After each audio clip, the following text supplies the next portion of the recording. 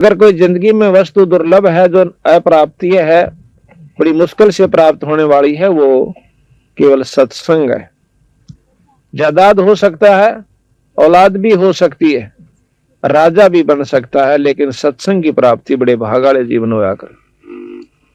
आज आपका ना जाने कौन सा संस्कार आपके साथ है जो कि आप सत्संग में आए हो, अपनी नींद को भी छोड़ के आए हो, अपने काम को भी छोड़ के आए हो। और ये कोई जीव के बस की बात नहीं होती।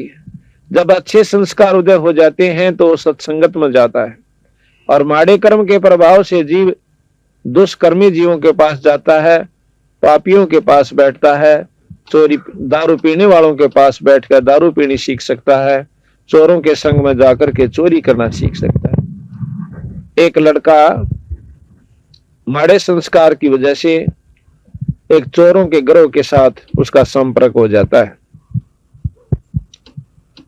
अब शुरू में वो छोटी चोरी की, पहले जेब काटने लग गया, फिर छोटी मोटी चोरियां और की, फिर बड़ी बड़ी चोरियां करने लग गया।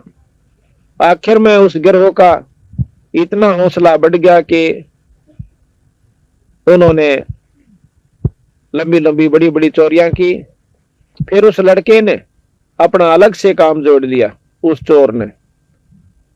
और एक दिन वो किसी घर के अंदर चोरी कर रहा था, गांव का उस घर का सदस्य जाग जाता है।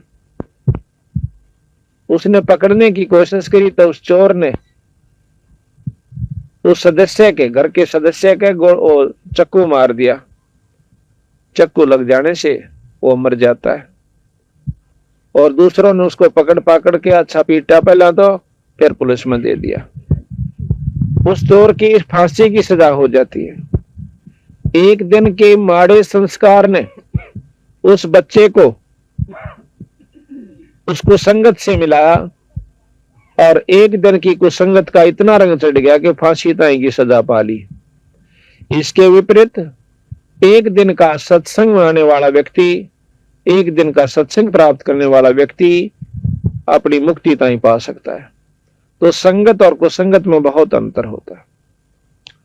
एक समय की बात है, अब सत्संग ये नहीं होता कि आदमी आवर सुनकर चला जाए। अगर आप परमात्मा के बारे में जानकारी चाहते हो तो परमात्मा के बारे में जो आज सत्संग में बताया जाएगा वो सत्य होगा। अगर हम उस पर विश्वास नहीं करेंगे तो हमारी अपनी कमजोरी होगी। एक समय की बात, और सत्संग जो है एक दिन का बतेरा हो लागना होता है। जैसे आम भाषा में कहा करो ना भाई, गाम का ज्ञान का तो चमका ऐसा हो से थोड़े में लाग जाया करो।